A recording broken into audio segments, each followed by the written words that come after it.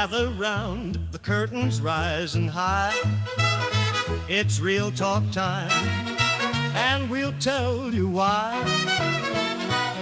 From old-time flicks to the silver screen, we've got the stories and the in-between.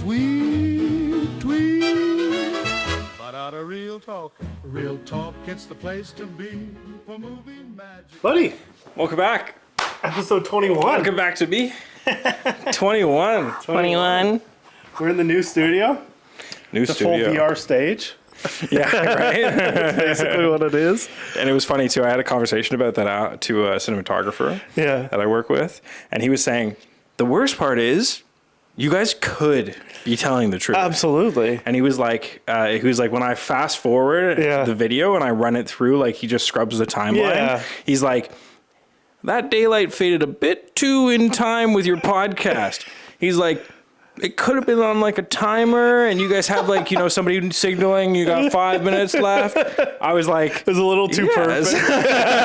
He's like, everything's a little too perfect in that space. And he's like, the lighting's a little too consistent too. And I was like, We just have one singular good aperture light. That's literally all we need to make this perfect. unless it's not. We actually have like 100 sky panels in the grid to make it perfect. It's skylighting. It's actually like daylight. Oh yeah. That would be incredible though. That if would we had be. that much lighting that it was like it acted as daylight, it would be a perfect. They would never know. No, they would never know. They would just think, Damn, this thing's clear. That was basically how it would look. Like when we do stuff on the street, I'm like, oh, this looks so nice. Because I always forget like doing street stuff versus like doing stuff at night, or even just setting it up like this and having some artificial light. Completely different to when we do stuff during the day. Like it's wicked how much different it is. So. the specular, what is it called? The specular scattering or subsurface scattering that sunlight does in your skin makes you look healthier, wealthier, all those things. Okay. Take meetings outside. That's the answer. I've been doing that. I have my nice tortoise shell frames, and I've been sitting out on the patio with my leaning back in my little lounger, and people are like talking to me, and they're like, "Are you outside?" And I'm like, "Yes, I am." The best place to drink my best place to drink my espresso while I chat with you about this deal we're doing. Espresso provided by Julian. Pretty much. Exactly. Well, actually, I was drinking. Close enough, yeah. What was I drinking? I can't remember. We can give Julian a direct shout out. We'll just. Yeah, it was Julian. Yeah. It definitely, Julian, you did it. You did it. Hooked it up. Yep. Julian, And go see him I at hope Anthony's you Espresso. helped my boy out, which I know you did. Yeah.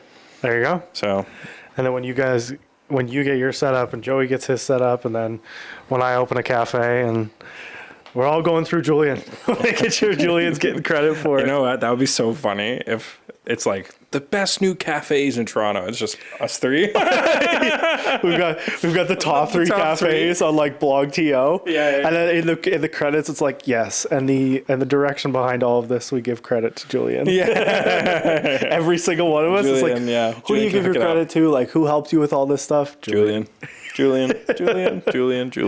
They're like, we found it kind of particular that it was one singular person that helped source all of this. Well, obviously they know what they're doing. He's a kingmaker. What can we say? He is. It's pretty incredible when it comes to espresso.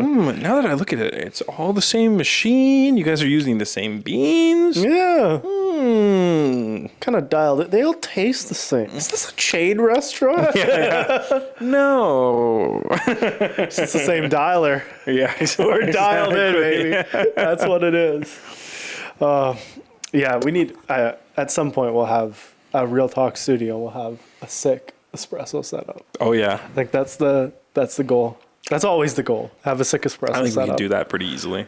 Oh, absolutely. Okay. Yeah. Julian can hook it up for us. Yeah. There's 1,000 different studios and stuff that we could get into, and then just build out the coffee counter, basically. And then the episode always starts with a cup of coffee.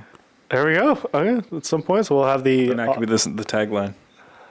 Maybe we get an espresso maker, like a roaster. Mm-hmm. One of the big companies. Maybe one that starts with an L. Who knows? Ooh. I don't know what you're talking about. I missed that. I was thinking about other companies when you were saying that. Who could it be? We'll see. I honestly, my first thought was Longos when you said it. Surprise, Longos, yeah. Or no, the other big L in that space too. I just forgot it. That wouldn't be in the No. Not in the same. We'll not see. in the same category. But we'll start it, and then the tagline for the episode can be: every episode starts with a cup of coffee. Fueled by espresso. Yeah, that'd be good. That'd be good. Number one, Habibi. Fueled by espresso. Habibi's fueled by espresso. We at the meeting and stuff today. We played one of the videos. I don't know if you had a hand in it, but it was like the team members saying like, what is it? Is he in a white void? No. Oh, it's yeah. like him at his desk, and he's the girl's like unsure if he's gay or not. Have you seen that? No. No. I don't know if they just finished it up, or if it's been out for. I was kind of confused by when I got told about that. But he's like, it's like on gay, and he's like saying it on the phone, but it's Arabic for something else. Mm-hmm. But he's like saying it that it's like him poking people in the office or like talking, and then she's like, "Oh, it was right under my nose the whole time." But it's Yusuf. It's like literally one of the guys at accounting. Oh, yeah. Like, of all people, you were the perfect. Like, we didn't take somebody else outside to do it. It's like, this is actually a person that works here. This is incredible. That's the most authentic. And he's hilarious. It's like it couldn't be any better of who it is. Oh, absolutely. But yeah, that's just, you gotta have fun with those things. Like, you gotta. That's it. Yeah. So much success from just enjoying yourself and having fun. Yeah, but just being like real and organic and actually, like, there's, once you filter out the advertising and like the bullshit, and you just make it like genuine and kind of really honing in on where you came from or where something started, or that's going to be like your best result, and that's going to land the most to consumers, and that's what lands the most. And like, even as it pertains to movies and stuff, like some of the best movies are like the ones that are sometimes the most simple, or the ones that are most true to like what, like the least hands on, the least amount of oversight is sometimes the best movies. Yeah, and the ones where they do the whole, oh, you know, it would be funny. Yeah. Or, you know, it would be really fun. Yeah. Is if we did this or did that.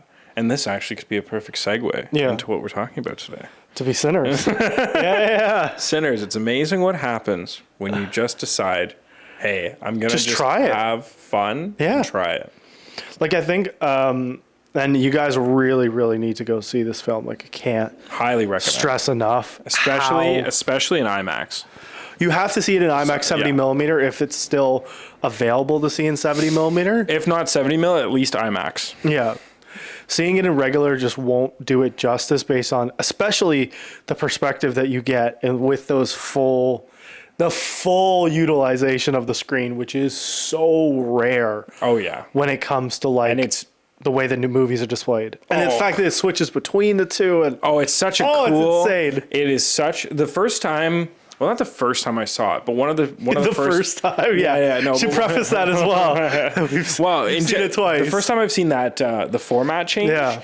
That I can remember clearly, that made me go, oh, this is a really cool usage, was in The Mandalorian, I believe, where they're fighting. They're fighting a dragon or some sort of like rock dragon. Yeah. And right as they're about to fight it, the whole perspective, you see the top of the black bars like this. And that I feel like I remember that, roars, and I was like, that is very cool. And they did that with all LED background. That's not real background. Yeah, that was the first. That's exactly what the set is. Yeah, that's what made it so. That's what made that first, or really pushed. It was so revolutionary the way. That because everybody saw that and then went, "Oh, we got to do that. We got to do more of this." Yeah, got to do more of this. Which, I mean, it elevated the way that those kind of scenes were shot in general. Didn't Denny use a bunch of that as well for like the Dune films? I don't know. In some parts, I wouldn't have a good reference for it.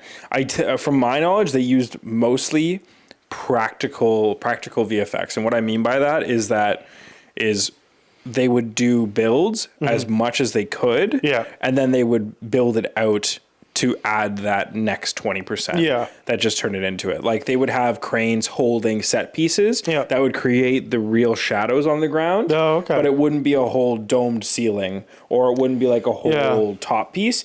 It would be just like enough to create the shadows in the ground, and then they would just fill out the background in CG, right? Fair enough. Or with rags and large 12 bys and 20 bys and 40 bys and all that crazy stuff. So it was very much like, we're going to try our best to do this as close to reality as we can. I don't know if they did any scenes on the virtual wall. I think most of it was they tried to be very practical. Oh, okay. That's good. I mean, a really good film for it was Batman, the new Batman. Yep. With Patterson. There's updates to the second one, by the way. I don't know if you saw that. I didn't see this. Oh, I'll tell you after perfect. That. After you go into that, and we'll go into other stuff. The rooftop scene with Batman and Catwoman. It's like perpetual sunset. Yeah. Or sunrise, one of the two. I can't remember in the film. It's one of the two. And they're just like in that moment for a solid 5-10 minutes. And you don't get that light quality for that long. Like you have a very small window, and they get that for the whole time. And it's because they just built out a set. And instead of having your actors and your whole crew on a rooftop of a building, a partially constructed building at that, you have them all safe and sound in a little sound stage with the virtual wall around them. So I thought that was a very cool usage. Interesting. Okay.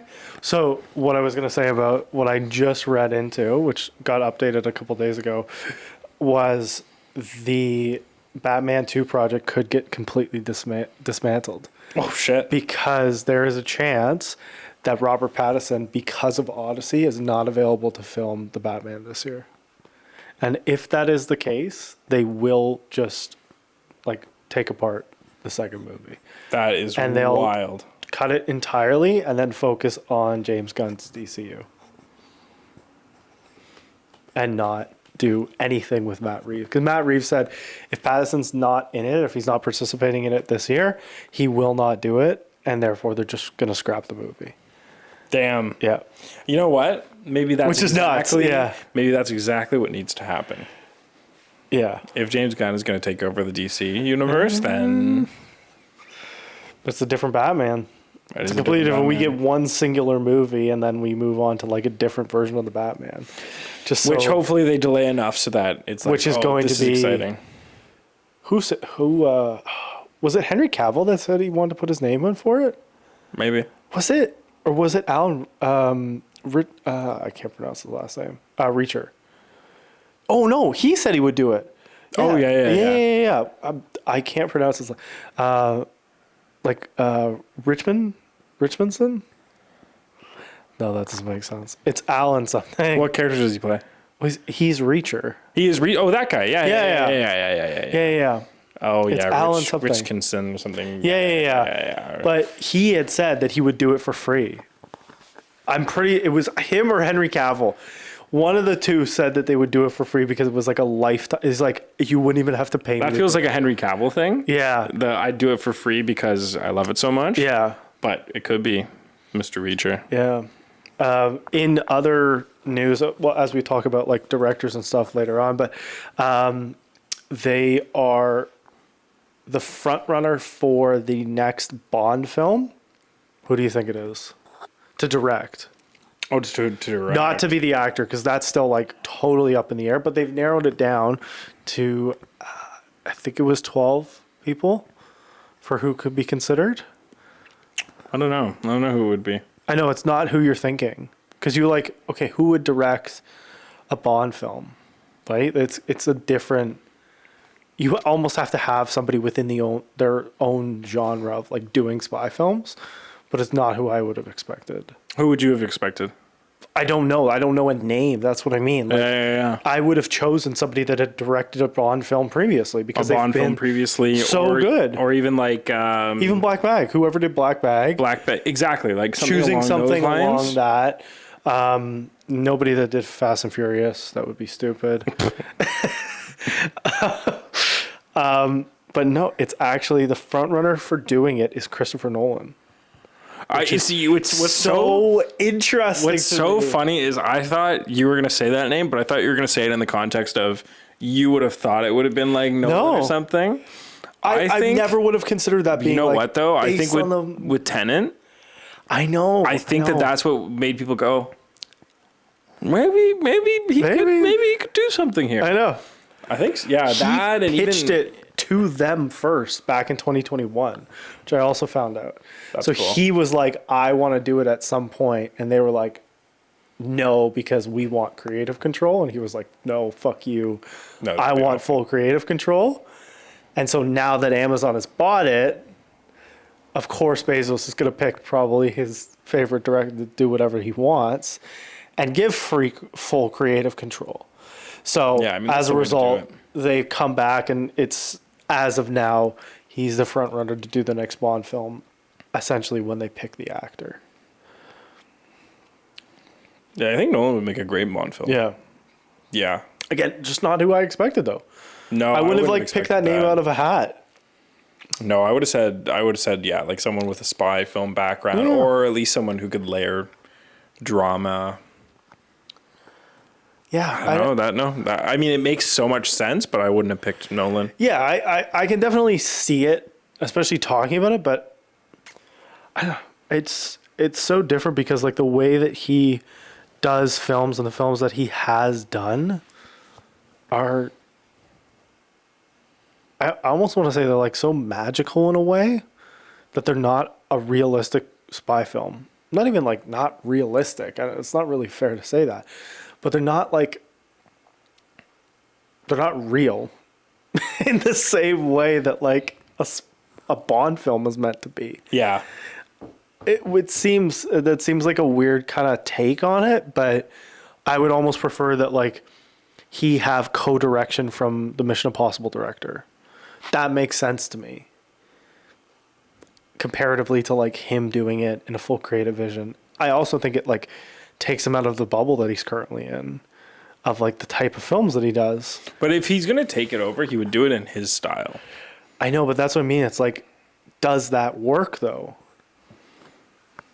I don't know. That I like it because even Tenet is not anywhere close to the same concept. It's true. It's still in a whole other dimension of filmmaking that is has his film style written all over it, which if it was done by a different director would have been completely different, and it wouldn't have been inverted in the way that it was. And so I actually don't, as much as I'm a brown noser towards Nolan, I don't know if he's like a Bond director in the same way that he is with some of this other stuff that he does.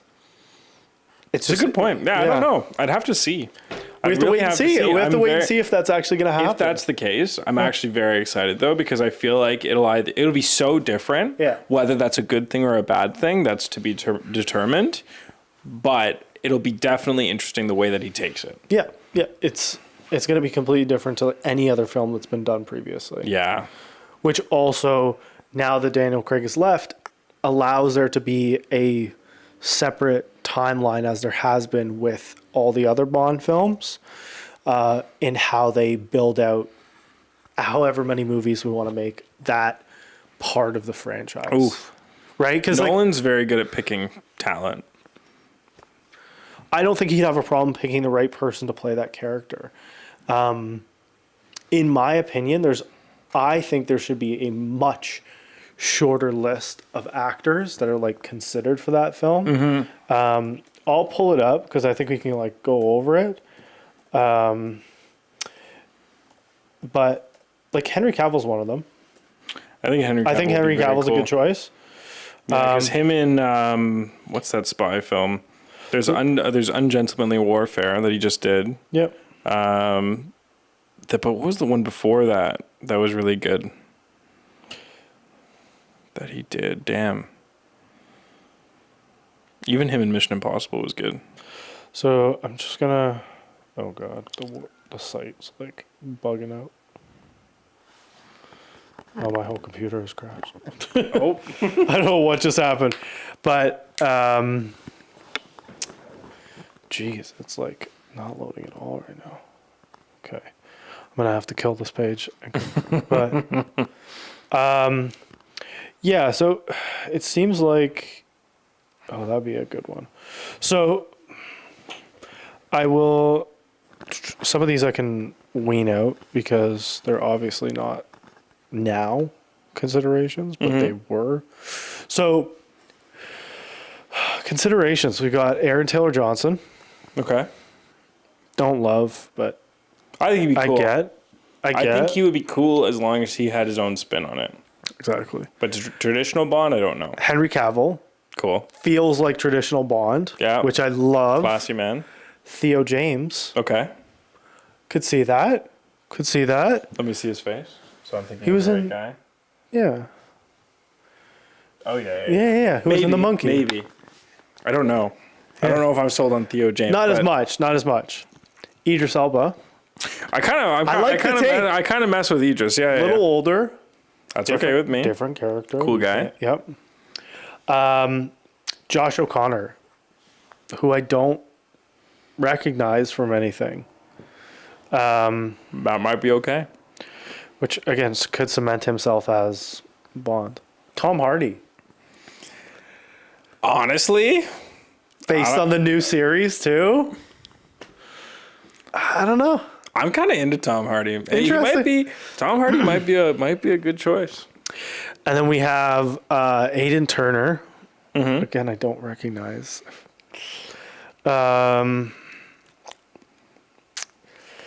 Yeah. And then we've got Cillian Murphy. I don't think it works because it's just like he's too cemented in other characters that it wouldn't. Yeah, I don't know. It'd be too difficult. Hugh Jackman was a consideration. Back in the, not anymore, but was with Daniel Craig at the time. Then he has the cool appeal. Dev Patel. Which again, I can't see. I can't see it, but I can also because here's a big thing. If we're talking traditional Bond, yeah, Henry Cavill and Idris Elba, and those two feel like classics. But if we change it and we give Bond a little bit of spice, I could see these other guys. I missed one who I actually think, if we're given spice, could be number one. Mm-hmm. And you'll know exactly who it is. Was Reggie John Page. I'm probably Reggie John Page because from French. But you just saw him in Black Bag. The main guy? No, not the main guy. No. Which guy? The kind of like smart ass boyfriend who was like dating the therapist who got shot in the face. Yep. It's kind of like mixed skin, good looking guy. Yeah, he has. Yeah, Suave. Could be a good. He would be a good Bond. The problem is watching him in Black Bag. He's got he's a little bit of a hard ass, a little bit of a tight ass. Yeah, no, But no, he'd be cool. But a lady killer, as we know, Bond is, right? Could work. It's true. So that and then Tom Hardy, eh? Tom Hardy's a shout. I don't know. Put that guy. I like Henry Cavill as number one. No, I think that would be the most fitting. He looks the most traditional Bond as well. Mm-hmm. I think he's done spy films, and he's done Mission Impossible. Yeah, Mission Impossible. What's that other one I'm thinking of? Well, yeah, she's got a list of. It's him and another spy, and they're working together, but they don't really like each other. I could double check.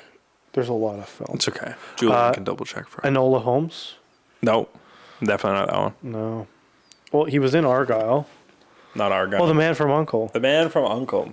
Love that film. That was great. It's an older. I'm saying that's an older film that came out 10 years ago. I remember going to the theater. How insane does that sound? No, I remember going to the theater and watching it and being like, "Oh, this was a great film." So, yeah, it's interesting. I would put him on the top of the list. I think that's not even just safe, but I think that just makes sense in my opinion. What else? Who else?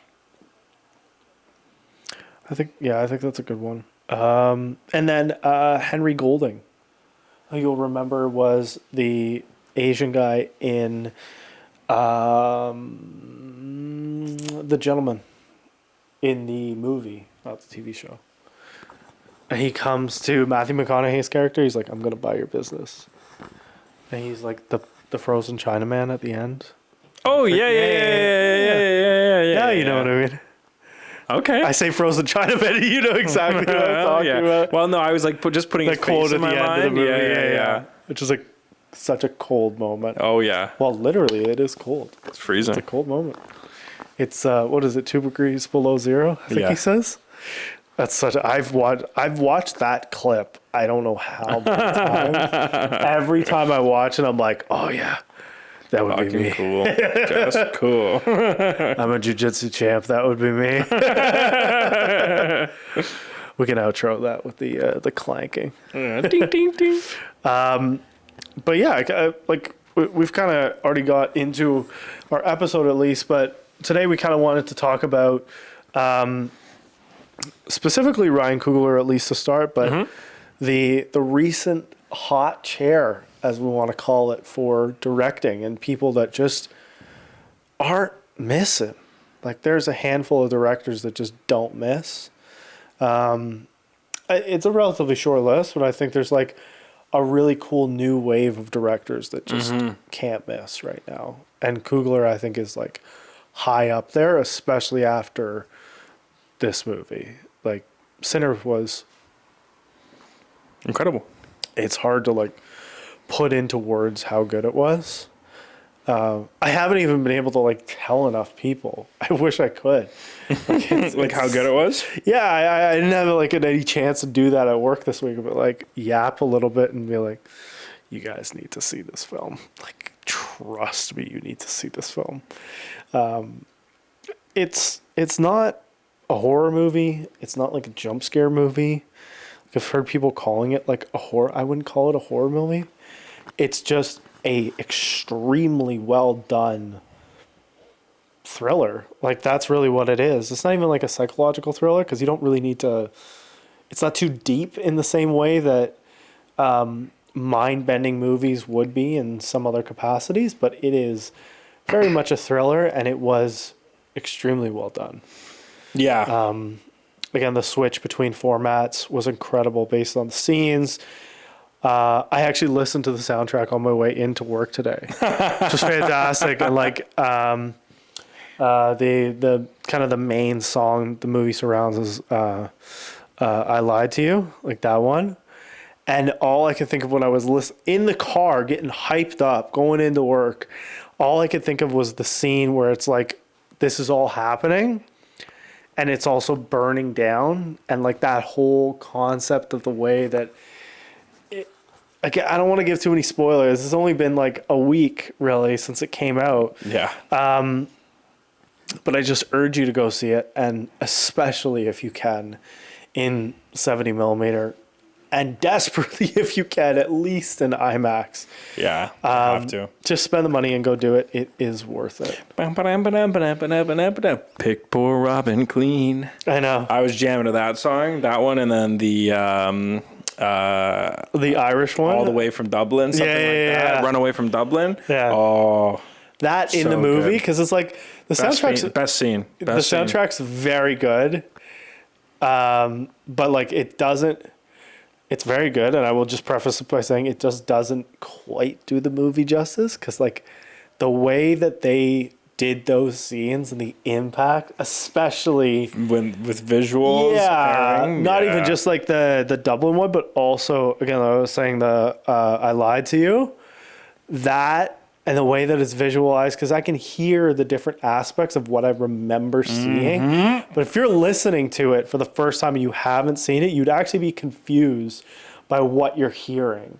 And when I'm talking about, you know exactly what I'm talking about when I'm saying like all those different pieces of like, we see those in the scene, but then you hear them, like you hear other drums or you hear like records spinning or something. You're kind of like, you're like, this is too intense. And it's a very cool song, and it should get the credit that it deserves. But if you don't see the movie, you will not understand. And when you do see the movie, you'll be like, oh my God, I can still feel it. Because that's how it feels. It feels like you're in the movie for that film. Yeah, and then for that scene, they put the IMAX camera on a Steadicam, which you don't usually do, because the IMAX camera is like huge. How would you even put that on a Steadicam? You know what? How much would that rig weigh? A lot. Like 200 but pounds? the Steadicam guys are monsters. Yeah, but that's monsters. like, you'd have 4 guys running that. There's no way one person's holding that up. Oh yeah, it was one dude running around with it. Oh, that's insane. Oh yeah, the BTS is crazy. Oh yeah. I gotta watch that then. That's ridiculous. Running around. The balance would be crazy. That would be, because it's really heavy on the back, because you have the giant film rep mag. Yeah. Oof. Is it even weight distribution? Like, would it be just as heavy on the front as it is on the back? Well, they would have to, that would be part of the balancing of it. Yeah. So you can get the dynamic balance. That would have been hard. And I think they had to strip it. There was some That's weird complicated. thing that I was reading about, that they stripped it? They had to strip it down a little bit, and then the weights were strange. They had to do like a custom extension on the Steadicam and all this kind of stuff. It was very, I can only imagine what they had to do for it. But worth it, considering the wonders and everything that they were doing. It.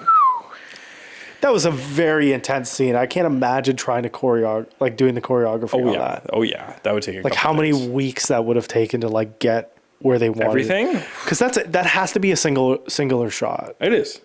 Yeah, full wonder, which is fucking nuts. Oh yeah, like when you see it, if you haven't seen it already, you don't understand the level of complexity that would have gone into that from a singular shot.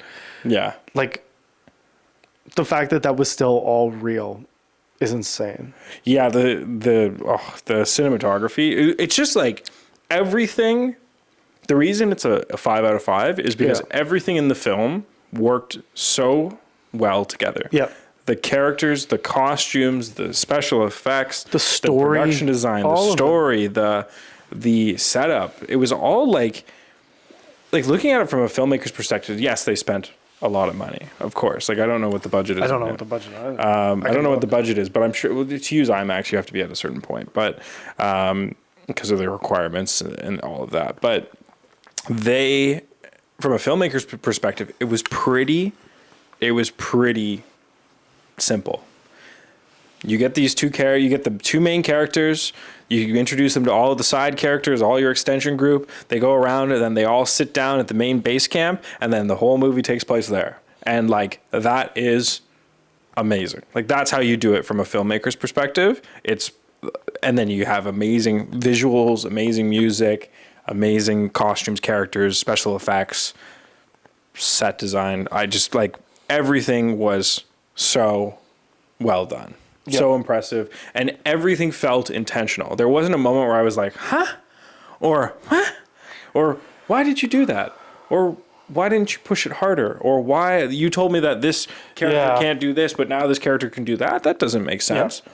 So everything felt very intentional, and there wasn't any choices that felt like they were made just because we're watching a movie and shit had to happen. Yeah, absolutely. So we do have the numbers on the budget. Hit me with it.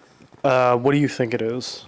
I kind of have 2 different numbers, but I'll kind of go with you on this. Oh, less or more than 100 million? Some publications claim the film needs to gross 170 to 185 million to break even, when that's factoring the $90 million production budget. So the budget was 90 million. So then advertising and everything, marketing. Break even's 170 to 185. And they already have streaming deals with Prime and Netflix, apparently. Of course. Yeah. So what, someone's going to take the initial release, and then I don't know. And then after probably 30 Prime. Days, and then after 30 days, Netflix will take it. Probably. Yeah, that makes sense. Yeah, Prime seems to be taking initial releases these days. I mean, at the end of the day, Prime and Apple have more. I mean, we can talk about stock market overviews, but Prime and Apple, they don't make their money from streaming. Yeah, they make their money from computing and data, and yeah, they don't give a shit about right. So they're just like, we just want we want the candy that looks good. Yeah. So we'll to bring people onto the platform. Right. Versus Netflix, which is just like, you know what? we'll pay you a little bit less, but we'll take it for a longer. But term. it's not even like Prime's going to give it out for free. Prime's going to charge for it. Oh, that's what you're talking about. You're talking just the purchasing, the initial release purchase. No, I'm just assuming that it's so it says That makes sense. Premium video on demand and streaming deals with Prime and Netflix. Right, so it's probably... But Prime is like so few and far between that the movies that they give out for free, because it's really just only the ones that they've produced it or older films. That's a good point. New films you got to pay for. That would make sense that they have that one that you can buy on Prime, and then it releases to Netflix after. Yeah, that's what I would imagine. That makes sense. Again, that's only just from the consistency of like what they have been doing. Yeah. So. Do we know their opening weekend numbers? They probably did okay, right? I think I they actually did. don't know if they did okay, because it was kind of interesting to choose Easter weekend for the release. I think that's just more interesting. So far, I'm looking at box office so far is like $80 million. First week. Okay. That's insane. That's really good. Yeah. Yeah, considering it's less than a week. Yeah, it's less than a week. 80 million across the board. It's pretty good. So they're getting close. Like I think they'll continue to do extremely I think they'll be fine with all the deals and everything.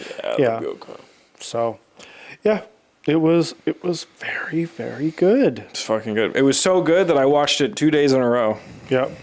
Now it was circumstance, of course, but yeah, we it watched was worth it to watch 2 days in a row. and usually if I watched a movie 2 days in a row, usually the second day I'm like, but honestly I kind of enjoyed it more the second day because you had more to look at, but you also had more context. Yeah, and I was actually listening to what characters were saying. Yeah, like not that I wasn't listening before, but I was picking up on all the little nuances that hinted at relationship and dynamics and how things would unfold. And that was so much more interesting. By the way, there was a second post-credit scene that we didn't stay for. What was it? Can't tell you. Oh, that's so funny. I have to kill you.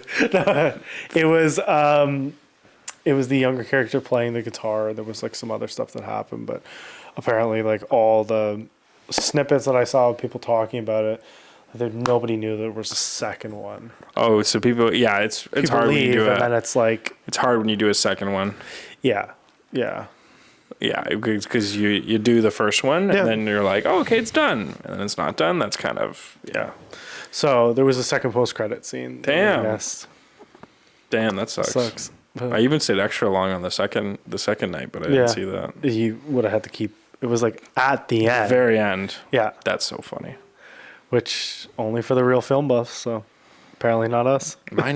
I know my friend's name is all the way at the bottom, so I'm going to wait. Yeah. Oh my God, there's a second one. There's 2 people left in the theater. Yeah. No, see, that's hard. When you do 2 post-credits, most people are like, they see the first one and they go, oh, okay, bye. But you're right. The true film buffs are going to be like. But again, now hearing it, you'd go, oh, shit, we should have stayed. Time to watch it again. Go back. But that's okay, yeah. I think Coogler is like a fantastic example of just directors that have been destroying recently. And this was his... Fruitvale Station, Creed. Yep. This was his 5th collaboration with Michael B. Jordan. Yeah, they love each other. Wakanda Forever. Like, you've got a lot of really good movies that they've done together and that Coogler has just done in general. Like he's been killing it over the last 10 years. Making good films. Yeah, he's great. Yeah. Very impressed. And watching him talk in interviews about everything is very cool. Yeah, he's a very cool dude. He sat down and did a podcast recently, and I want to watch like more in depth of it. Do you know who the guy's personality is? Straw Hat Goofy. If you saw him, you probably recognize him. I would. Yeah. He sat down and did like an interview with him, like post release, but it's very impressive. Just like him talking about the films, and they actually had a really good conversation about Chadwick Boseman as well, about kind of before and after, and like the tribute that he did accordingly within the second Black Panther movie as well. Amazing. So it's interesting. Kind of the point that I wrote down is, are Coogler and Michael B. Jordan the Scorsese and De Niro of our generation? Collaboratively. Honestly, yeah, kind of, yeah. Like you can see like the I can see the black version. Oh, yeah. No, I can. Which is not saying anything. It's fantastic actually. Oh, it's great. I mean, they work so well together. So why not keep that going? And that could be forever. And like the characters, I've never felt that Coogler's forced Michael B. Jordan into any character that he wouldn't excel in. Yeah. And like Stack and Smoke, he's fucking cool characters. Yeah. Cool characters. Yeah, it's an interesting one. I think that like that hopefully is something that they continue to build out relationship wise forever. And I think that there's so many movies that like Coogler's got kind of in the pipeline that he kind of wants to have his hands on. Mm-hmm. And I can see Michael being part of a lot of those. That makes sense. Yeah. As we kind of get into like other heavy hitters, we got to talk about obviously like Denny. Oh yeah. Like just doesn't miss. Big and time. Every time we talk about Denny, I always forget that he did Prisoners. Oh, really? And I'm like, holy shit, what a film. Denny's good. Denny's very good. Like amongst all the stuff that he's done, like Sicario, Arrival, Blade Runner, the Dune films, obviously he's got Dune Messiah coming out next year. He just doesn't miss. Like, I'm sure he'll have one at some point that's like not exceptional, but at this point, he's not getting. It'll be his little, I'm gonna have fun with this and try my hand at it. But after he makes incredible films, no, Denny's really good. Denny is very incredible. Mm-hmm. Who else do you have on the list? I've got Greta Gerwig as well. Okay, yeah. Lady Bird, Little Women, Barbie. Greta's damn good. And next up for her, she's doing Chronicles of Narnia. Yeah, I'm excited to see that. Yeah. I'm very excited to see it. I loved those movies. I loved it. Yeah, they were great. Those were good. They were very good films. And Greta will do it. Yeah. Do great justice. Absolutely. If anybody's going to do it right, it's going to be her. I think somebody we also need to look at is Jordan Peele as well. Yeah. No, Jordan. Coming from pure, like, crazy comedy to doing like the craziest psychological thrillers. Get Out, Nope. What else did he do? Us. Yeah. Yeah. No, like he's that, great. Essentially the trilogy of those kind of films, and then it was. And what is he doing now? I think I saw some. Nothing like officially named yet, so it's just kind of a project he's got coming out next year, but there doesn't have a name. Just that makes sense. Yeah. So. And then even if we look at like Barry Jenkins as well, so doing Moonlight, if Beale Street Could Talk, The Underground Railroad, and then just doing The Lion King as well. So like those again, not missing on any of those films. Who are you gonna say next? Ari Aster? No, actually. Oh, he's in the wild cards though. Oh, hot take. Like if you choose yes or no, in terms of did he? Or didn't he? Oh. No, actually, I have Nolan as being the next one. Oh, yeah, okay. Nolan has not missed and keeps not missing. People will debate whether or not he missed for Tenet. However, Buddy's got a deep, deep list of films that are fucking bangers. I think, Nolan's hard. It missed to the wrong audience. That's the problem. Well, isn't that the truth? Same with Inception, right? Like, it missed with the wrong audience. Yeah, but... People would argue The Dark Knight, too. Well, people are stupid. That one gotcha. Yeah, that's not even a consideration. You can't say he ever fucking missed on The Dark Knight. That's just like a criminal take. I think it comes down to taste. You could say that he missed on every other film. I don't care. You could say he missed on Interstellar. I'll give it to you. I won't fight you in the same way. However, you can't say he missed on The Dark Knight. Yeah. There's nothing that the movie could have done better. Like, no, it's true. You're right. I agree with you. I'll hit you with the medal. I won for a reason. Yeah. Oh God, fuck that. Yeah. No, like I can understand people's grievances towards some of the other films and stuff that he's done in little moments and context, but when it comes to The Dark Knight, like there's no, you shouldn't have any qualms about it. I mean, the big gripes I hear is just like the choice for Batman and how Batman is. But I like Bale's Batman. But Bale's Batman is like the perfect contrast to Heath Ledger and the perfect contrast to Tom Hardy and to Scarecrow. Like, it doesn't, like, Ben Affleck's not a good choice for that. It wouldn't have made sense to do those characters in the capacity that we have Robert Pattinson now. Yeah. Like, the previous Batmans and stuff, they weren't the same suave kind of Batman, Bruce Wayne true identity. And it wasn't sad. He was a fucking baller. Like, but he carried himself in such a suave way that it made so much sense of the way that he was. I think that's the only way. And my best representation that I can think of is, like, if we think back to the movie, in the scene where the Joker and his goons break into, like, that dinner party in the penthouse, that scene only makes sense because you believe that, like, Bruce would be at that party as well, right? None of the other maybe with the exception of Ben Affleck, but Ben Affleck feels more brute force. None of the other characters feel suave enough to be in that scene. Now, for a curveball. Sorry. Continue. Yeah. No, go. I was going to say, for a curveball, if Ben Affleck was in that scene, would it be in a penthouse? Where would it be? Well, it was basically at, like, a charity function. Right. But that could be somewhere else. You just have to change the stakes, change what's going on. Yeah, but I think that, like, the way that is set up with her getting thrown out the window, essentially. Spoiler, no. Fucking spoiler. It's been 17 years. If you haven't seen the film and you're saying it's a spoiler, fuck you. That's horrible. No, I agree with you. I do agree with you. It's just, he's not even in the scene in the same capacity, but it only makes sense because his character acts a certain way, which is the most telling piece of why that movie works so well with him as Batman. Yeah. Yep. That's my take. Yeah. If you don't like it, go make your own Batman film. Good luck. Good luck. You don't have the rights or the money. Yeah, it's this list is good. Was that the last name on the list? Yeah, so this is the wild cards. So okay. Ari Aster is one of them.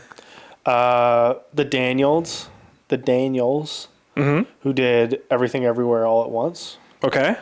And Celine Song as well, who did Past Lives. Celine Song. I was supposed to get Celine Song for an interview. Oh yeah. That didn't work out. Her team, she's working on something, so we couldn't get her. But yeah, that's pretty much. I don't. There's nothing really.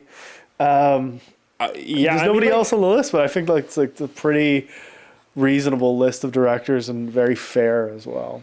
Yeah, and the consistent theme among all these directors is that they're very specific about the films that they do. Absolutely. And it's always the films that they're very ingrained in the intention behind them. Yeah.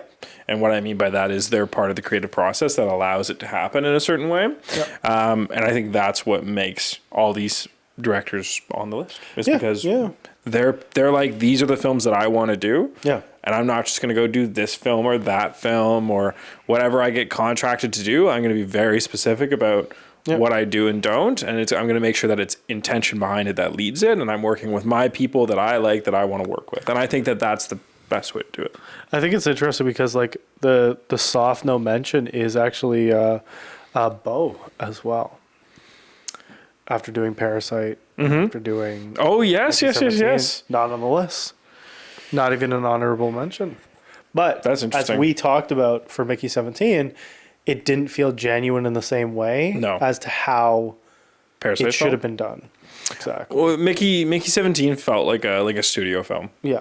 Oh, absolutely. It felt like a studio service, kind of like what Snowpiercer felt like. Yeah. Where it was like, hey, do this commercial script that we have, or do this commercialized version. Yeah. So that we can make some cash. and then we'll give you something at some point. Yeah. Exactly. Then we'll let you do your thing, which like that was actually The Dark Knight was, I think, Nolan's. Oh, I'll do this for you, and you guys do. It worked out pretty well. It worked out fucking amazing for him, and I think that's kind of it does happen. Yeah, it happens all the time. Yeah. Where it's like, oh, you want that much for a film? Well, that's fine, but you better make me this much money first, right? Yeah, to pay for that. Yeah, absolutely. Yeah, but it's interesting because even with the success of like Parasite, you would have thought that they would have just off the bat given him free reign to do whatever he wants, but they kind of want more hitters apparently. Yeah. So, yeah, I think that's kind of why, because I feel like the movie had I had high hopes going into it, and it just didn't hit for me. Like it wasn't. Mickey 17? Yeah. Yeah, no, I agree. Yeah. Whereas Parasite was like unbelievably good. Yeah, no, Parasite I was so impressed by. Oh, the LaCroix was never full. LaCroix? Not sponsored. Not sponsored, just as a FYI. Not yet. I'm kidding. We'll take a sponsorship. I think Mickey 17. I was also thinking, like, is it because we were like movie fatigue on that day because we watched it with three other films? The fourth one. But I stand by it, and like I know our review is consistent with other people as well. Yeah, it's not like we're shooting it down again. Movie fatigue is possible, but no, but we're still looking at it very objectively. It just wasn't that great. It wasn't where it should have been. No. And I think that it had opportunity to be better, and it was just, again, too commercialized is probably the best way to describe it. That is the best way to describe it. It missed, and that's okay. Which happens.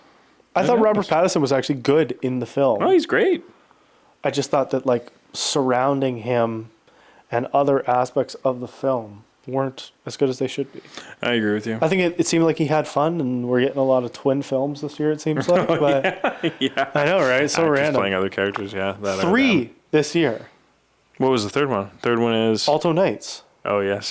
Crazy. No, that's pretty funny. I wonder why. They're really cutting costs on actors, eh? That's why. That has to be part of the reason.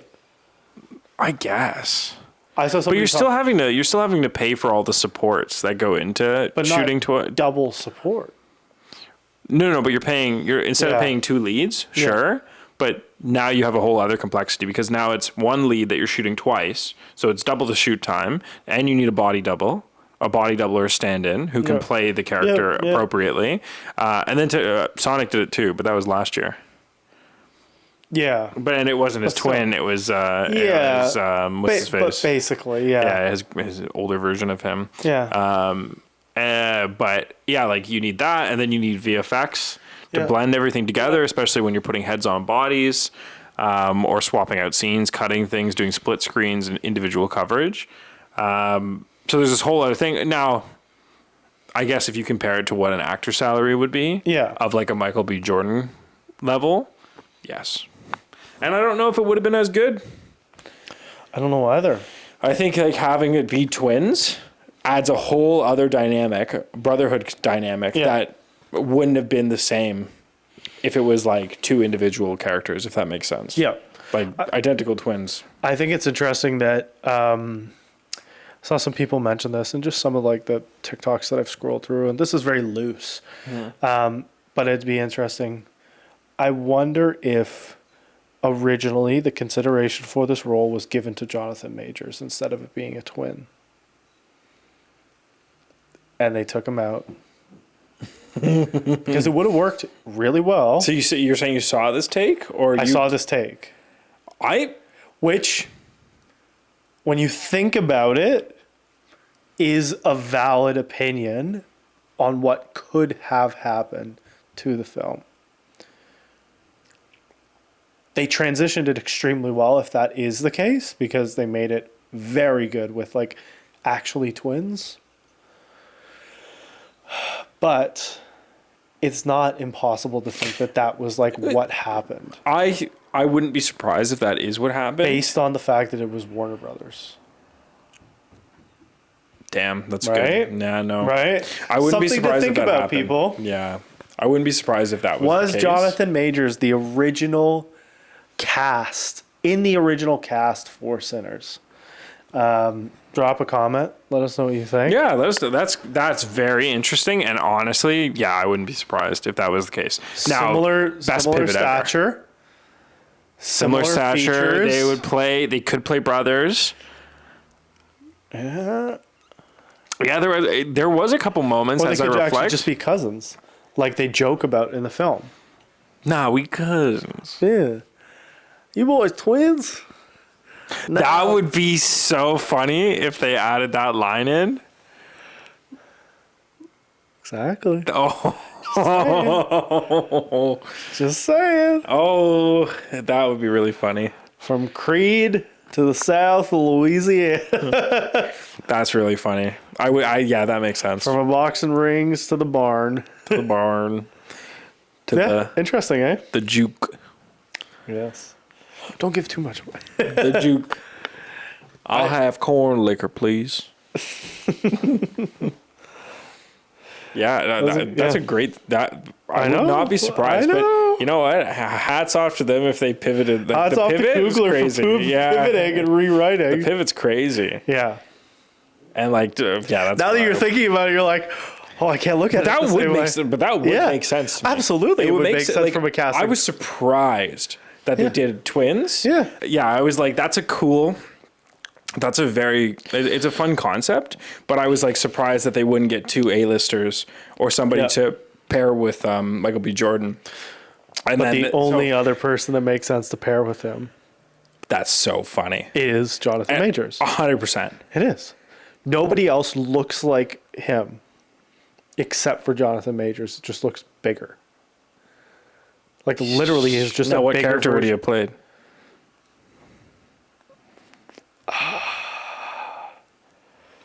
Stack. Yeah, it has to be Stack. Yeah. It has to be Stack because Michael B. Jordan would get the spotlight. Yes, as Smoke. Yeah, absolutely. But I think Stack's character fits him more. Like I think it fits Jonathan Majors more. Yes. Yeah. So now we cousins. So it could happen that way. That is so funny. We'll never know. We're literally never gonna know. But that's amazing. That's the best part about movies and cinema. Yeah. And that's Hollywood drama for you. My personal favorite character in Sinners, though, is our Irish friend. Oh, absolutely. I saw so many people talking about how incredible that performance was. What an incredible performance. So real. Like, so cunning. So devious. Conniving, devious. Everything that you want in that character. Perfect. Especially in that, like, kind of the opening scene where we get introduced to who he is, him sitting in the chair. Don't worry, he's just resting. He's just resting. He'll be up in a second. It's like, come on, honey, join us. When he wakes up, he's very good. Yeah, no, I was so impressed by that and dancing skills. Personal favorite scene is where they're all dancing around. Yeah, 100%. Yeah, that's a fun. It was so refreshing to see a little like musical number, but to not make the whole film. Yeah. To not make the whole film a musical or about a musical, just to have these little moments of. There was like 3 main music scenes, basically. Yeah. And it was done very well. I was very happy with it. It wasn't overdone. And it added to the intensity of those scenes too, which I felt was fantastic. Yes. Yeah. So really served very well. They did a really good job with that. Mm-hmm. So, yeah, I feel good about those films. But so good. That was such a good film. So if you haven't seen Sinners already, go watch it. Make sure that you actually IMAX. Remember, 70 mil if you can, IMAX if you can. Absolutely. And if you can't do either, I guess you can watch. You have permission to watch it normally, but. You will be missing out. Understand you will be missing a lot. You got to see, especially when they shoot intentionally for IMAX, you got to see it in IMAX. Yeah, absolutely. 100%. That's it, and that's that. That's it. Buddy, episode 21. 21. 21. Real talk and drink in the States. Yeah. There you go. Nope. Must be legal drinking age. For the Real Talk cider. Yeah. Oh, wouldn't that be there good? We go. Next surprise. Next year, we're coming out with a cider. Yeah, we should. That'd be great. That's a good option. cider and whiskey think it is. and Yeah. espresso. We'll just have everything. Yeah. That'll be it. The espresso's easy. We won't even do podcasts Yeah. anymore. We'll just have We'll all have these merch. product spin-offs. Yeah. That'll be our advertising. It'll just be for our own stuff. That's so funny. Even better. But yeah, that's pretty much it. Yeah. So hope you guys enjoyed the episode. Go watch good movies. And we will see you guys next time. Yeah. Peace. From Chaplin's Grin to a blockbuster scene, talk's got it all in between. Real talk, real talk.